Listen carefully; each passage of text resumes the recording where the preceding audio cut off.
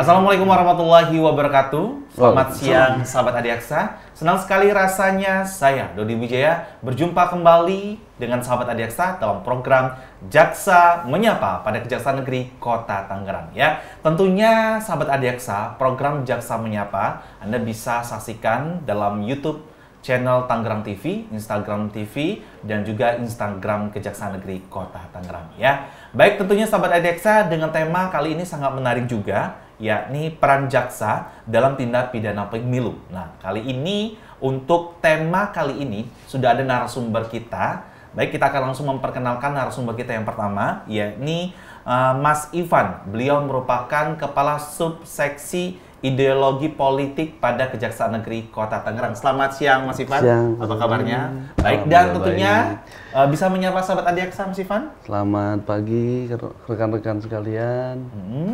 Ya, terima kasih Mas Ivan atas kehadirannya. Dan selanjutnya narasumber yang kedua yaitu Mas Fatur. Beliau merupakan jaksa pada Kejaksaan Negeri Kota Tangerang. Apa kabar Mas Fatur? Sehat, Bang Nudi, apa kabar? Baik, kabar saya baik-baik juga ya. Terima kasih atas kehadirannya. Terima kasih, Bang Nudi. Dan tentunya sahabat Adiaksa masih dalam program Jaksa Menyapa. Tadi sudah saya kenalkan narasumber kita pada siang hari ini. Baik, tentunya kali ini buat sahabat Adiaksa yang baru bergabung, kami ucapkan selamat bergabung dalam program Jaksa Menyapa. Dan temanya kali ini peran jaksa dalam tindak pidana pemilu ya. Baik, langsung saja kita ke narasumber kita yang sudah hadir. Menurut Mas Ivan ini kan sebagai Kepala Subseksi Ideologi Politik, apalagi tahun ini merupakan tahun pemilihan kepala daerah, baik itu gubernur, bupati, maupun wali kota. Nah, pemahaman tentang peran jaksa dalam tindak pidana pemilu menurut Mas Ivan seperti apa? Bisa disampaikan kepada sahabat Adiaksa? Ya, terima kasih Mas Dodi. Ya. Ketika kita berbicara peran jaksa, secara umum masyarakat mengetahui bahwa jaksa adalah salah satu aparat penegak hukum, ya, yang dalam hal ini di dalam sistem ketatanegaraan Indonesia, sistem hukum Indonesia yang mengenal single prosecution system, kejaksaan adalah satu-satunya lembaga yang bisa melakukan penuntutan. Ya, jadi penyidikan dari manapun penuntutannya adalah kejaksaan. Sehingga kalau dilihat nih dari struktur bidang yang ada di kejaksaan, ada intelijen, ada pidana umum, ada pidana khusus, perdata dan tata usaha negara, barang bukti, dan pembinaan, itu kita bisa melihat bahwa hampir di seluruh lini hukum jaksa itu hadir, baik yang sifatnya umum, khusus, ataupun tata usaha negara dan administrasi. Jadi dari situ satu hal yang secara mendasar kita pahami yang menjadi salah satu tugas jaksa yang paling utama adalah penjaga konstitusi. Oh, penjaga konstitusi. Itu. Nah, khususnya dalam konteks pemilu hari ini kita berbicara penegakan hukumnya. Selain penegakan hukum yang sifatnya represif, tentunya ada juga yang preventif. Itulah yang dilekatkan pada bidang intelijen. Apa tugas-tugasnya? Salah satunya melakukan pembinaan dan sosialisasi kepada masyarakat, ya, agar lebih cerdas mengenai hukum dan dapat memahami apa itu hukum, sehingga tidak perlu terlebih dahulu terjadi satu peristiwa hukum, masyarakat sudah bisa memahami, mengerti, dan kita memiliki iklim kondisi situasi wilayah yang aman, nyaman, dan tentram itu. Oh gitu ya. Baik, sama tadi sudah disampaikan oleh Mas Ivan, karena kayak seperti ini Jaksa Menyapa ini merupakan bagian dari preventif ya, untuk memberikan edukasi kepada masyarakat dan tentunya buat sobat Adiaksa. Ya. Baik, untuk masalah tentang peran jaksa dalam tindak pidana pemilu. Nah, fungsi pengawasan kejaksaan dalam tindak pidana pemilu, apalagi di tahun 2024, sebentar lagi kita akan pemilihan wali kota khususnya di Kota Tangerang. Nah, fungsi pengawasan kejaksaan dalam tindak pidana pemilu ini seperti apa? Nah, seperti ini ya. Kejaksaan itu selain tergabung dalam Gakumdu di Bawaslu, secara khusus juga kejaksaan punya yang namanya posko pemilu yang di leading sektori oleh bidang intelijen. Tadi berbicara tentang pengawasan ini fungsinya apa? Kenapa kejaksaan ini ada posko pemilu dan juga tergabung dalam Gakumdu di Bawaslu. Nah, pemilu ini kan kalau dalam sistem acara pemidanaannya kan agak lebih singkat ya Pak Dodi. Iya. Jadi posko pemilu ini sebagai supporting system untuk dapat memahami, mengetahui satu informasi A1 terkait satu peristiwa hukum khususnya dalam hal pemilu.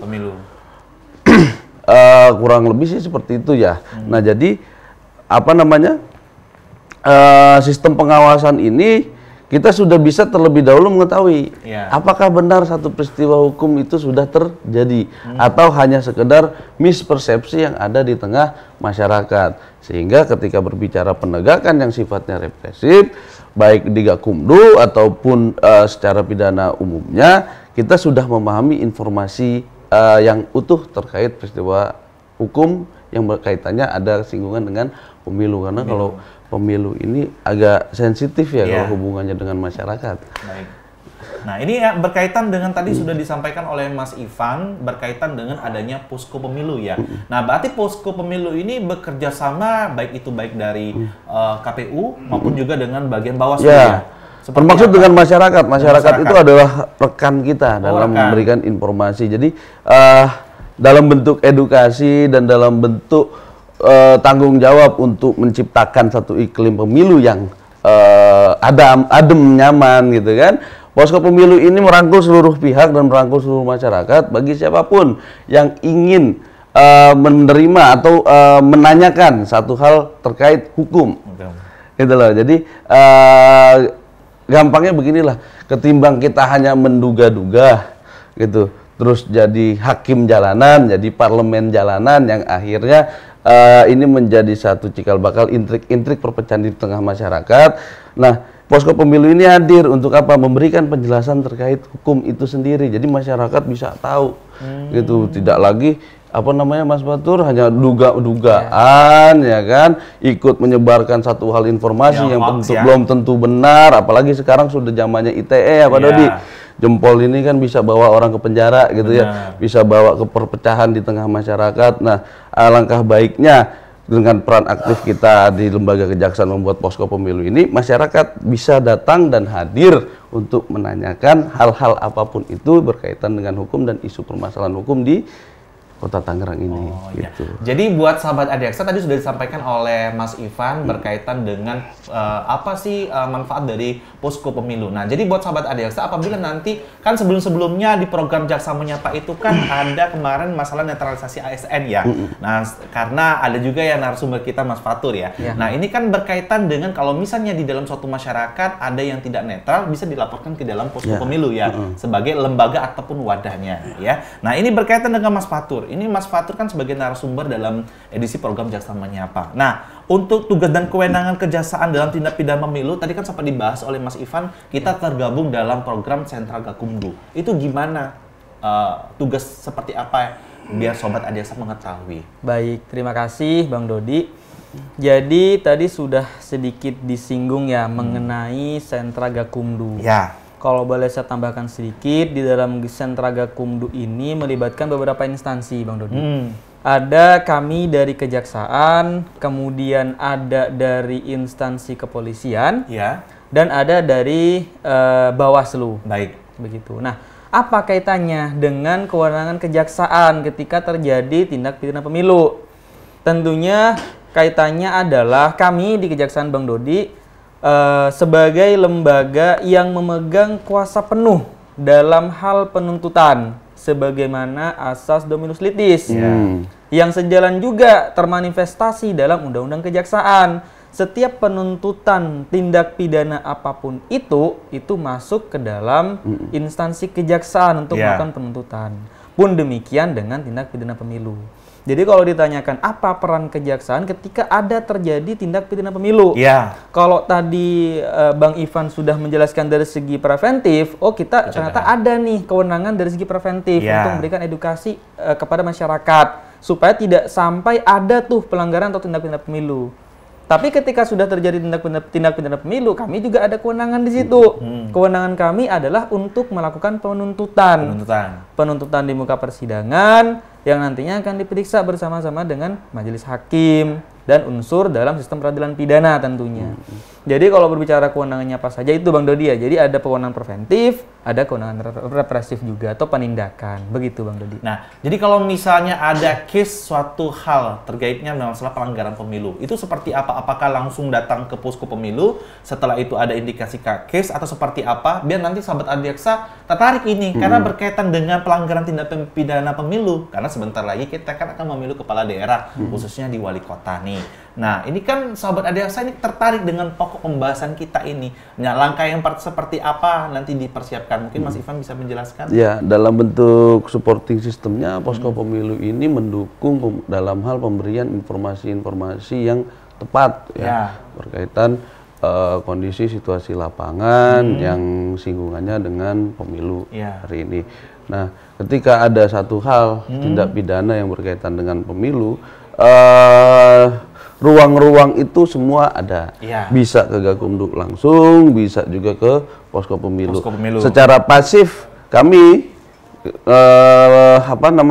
tim intelijen yang tergabung di dalam posko pemilu. Secara pasif memang sifatnya menunggu ya masyarakat yang hadir, namun secara aktifnya pun kita melakukan due diligence langsung ke lapangan. Itu yang bisa menjadi masukan-masukan yang positif di sentra Gakumdu itu sendiri. Itu jangan sampai juga pola-pola penegakan hukum dalam rangka pemilu ini malah menjadi satu bagian, satu instrumen dari cara-cara berpolitik yang tidak baik gitu. Karena kan karena satu hal yang jadi gini, di masyarakat tuh kadang susah membedakan antara peristiwa biasa dengan peristiwa hukum.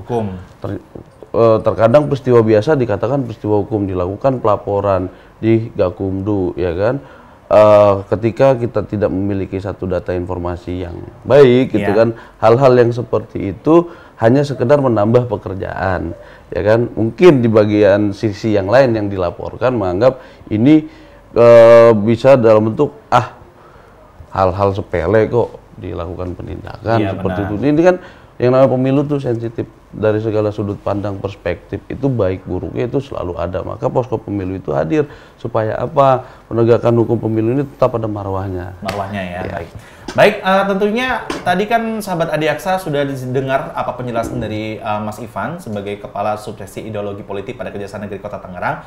Nah, ini kan berkaitan dengan tindak pidana pemilu. Nah, kemarin ini kan kita sama-sama menyaksikan pelantikan presiden yang sudah terpilih. Nah, itu kan pasti ada suka dan dukanya Mas Ivan. Ketika nanti Mas Ivan kan sebagai aparat penegak hukum dan terkait dengan sentral Gakumdu, apalagi juga Mas Fatur. Itu apakah ada kendala ataupun juga di lapangan teknisnya seperti apa bisa disampaikan kepada sobat Adiaksa? Iya. Kendala dan hambatannya seperti apa ya? Di lapangan ya? Iya, di lapangan. Kalau kendala dan hambatan di lapangan ini ya kebanyakan itu tidak seluruhnya masyarakat ini mengerti dan memahami dengan hukum. Terkadang kalau kita di lapangan ini masih melihat bahwasanya hukum ini adalah seperti barang yang langka. Barang yang langka. Begitu dikasih tahu, oh ini begini loh hukumnya, asasnya begini loh. Oh peristiwa itu peristiwa biasa Bu, bukan peristiwa hukum. Peristiwa hukum. Bapak Ibu, karena kan berbeda ya Mas Udi ya. Kalau peristiwa biasa, peristiwa hukum. Kalau kita berbicara peristiwa hukum itu kejadiannya apa? Dan dari kejadian itu apakah fakta-fakta dan alat bukti itu memenuhi unsur-unsur yang diatur dalam satu aturan perundang-undangan tertentu kan begitu. Nah, masyarakat terkadang susah untuk menerima, menganggap oh itu salah gitu loh. Oh itu begini begitu. Padahal setelah dikaji dalam bentuk unsur aturan undang-undangannya, peristiwa tersebut tidak memenuhi misalkan. Nah, ini masyarakat masih kurang menerima karena tadi seperti hukum ini barang yang langka. Maka kegiatan-kegiatan sosialisasi dan edukasi masyarakat dalam rangka menjaga stabilitas wilayah inilah menjadi peran kejaksaan, tentunya juga peran rekan-rekan penegak hukum dan pemerintah di lainnya sebagai bentuk abdi negara, sebagai bentuk pengabdian kita terhadap masyarakat khususnya di wilayah Kota Tangerang. begitu ya. Baik. Nah, untuk Mas Fatur, kita beralih ke Mas Fatur ya. Nah, Mas Fatur ini kan juga bagian dari Sentral Gakumdu ya, Mas Fatur ya. Untuk aturannya, landasan aturan bahwasannya ini kejaksaan itu memang bagian dari Sentral Gakumdu. Itu aturannya apakah ada atau apa bisa disampaikan kepada sahabat Adiaksa? Baik, Bang Dodi. Seperti yang tadi sudah banyak disampaikan oleh Bang Ivan, bahwasannya memang sangat senter sekali nih posisi kejaksaan dalam Sentral Gakumdu sebagai lembaga yang memegang peranan penuntutan, kan begitu.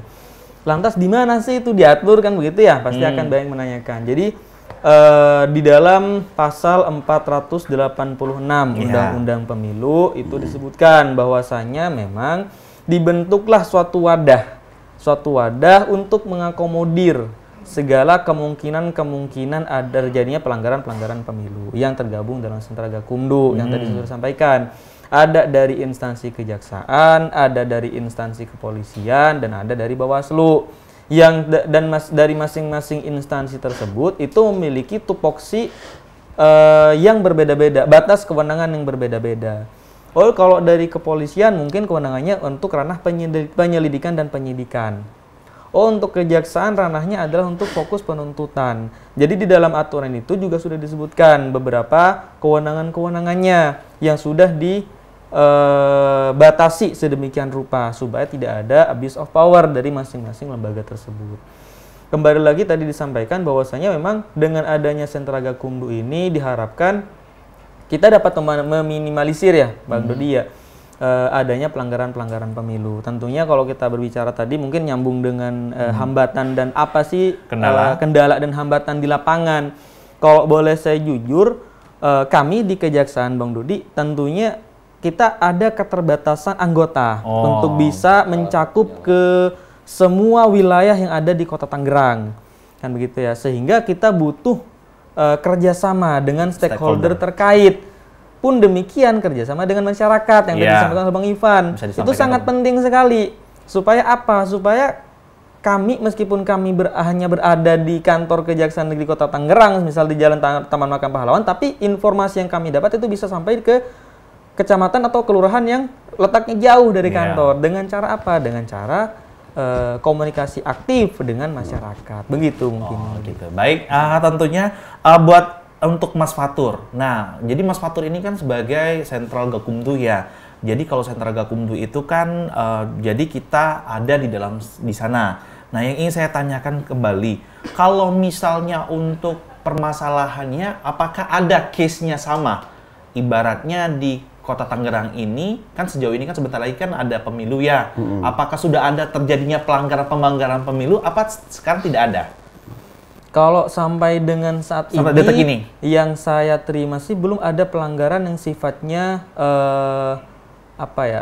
yang sifatnya harus kita konsen ke situ. Itu masih belum kita dapatkan pelanggaran yang seperti itu ya. Jadi masih landai, masyarakat masih landai dan harapannya aman dan tentram yang saat ini kita rasakan itu bisa terus sampai dengan proses pemilihan selesai nantinya tanggal 27 November. Tanggal 27 November. Apalagi sekarang ini lagi edukasi masa kampanye atau masa debat ya Mas Ivan?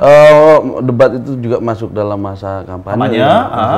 Dan tadi kalau sedikit berbicara tentang laporan-laporan pengaduan ya. Sepertinya landai.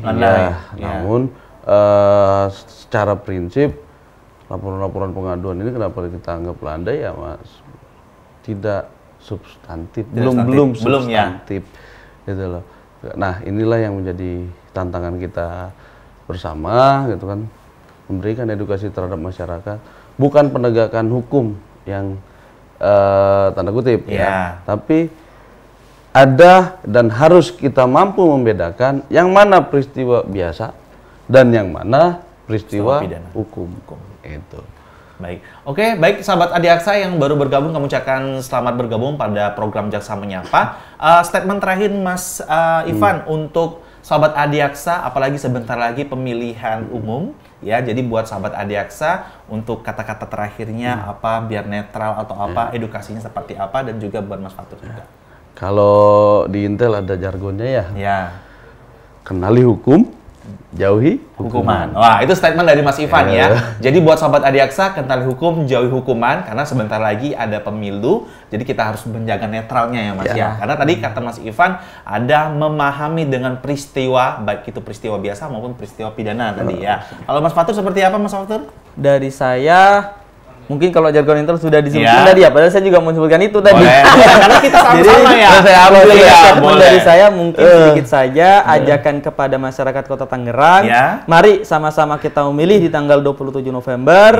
Gunakan hak pilih teman-teman Sobat Adiaksa sekalian. Jangan golput, karena pilihan teman-teman itu menentukan arah pembangunan Kota Tangerang 5 tahun ke depan. Mungkin itu Bang Dodi. Luar biasa. Baik, terima kasih buat narasumber kita, terima kasih buat Mas Ivan, dan juga terima kasih buat Mas Fatur, dan tentunya Sahabat Adiaksa, tadi kita sudah mendengar apa penjelasan dari beberapa narasumber kita berkaitan dengan peran jaksa dalam tindak pidana pemilu ya. Tadi sudah mendengar pemahaman tentang peran jaksa dalam tindak pidana pemilu, fungsi pengawasan kejaksaan dalam tindak pidana pemilu, dan juga landasan hukum jaksa dalam tindak pidana pemilu ya. Terima kasih atas partisipasi buat Sobat Adiaksa. Sekali lagi kami ucapkan terima kasih, dan tentunya tetap langsung nanti bergabung dalam program YouTube Tangerang TV, program Jaksa Menyapa, Instagram Kejaksaan Negeri Kota Tangerang, dan juga Instagram Tangerang TV ya. Demikian program Jaksa Menyapa. Terima kasih. Wassalamualaikum warahmatullahi wabarakatuh. Sampai berjumpa kembali di lain kesempatan. Sukses untuk kita semua.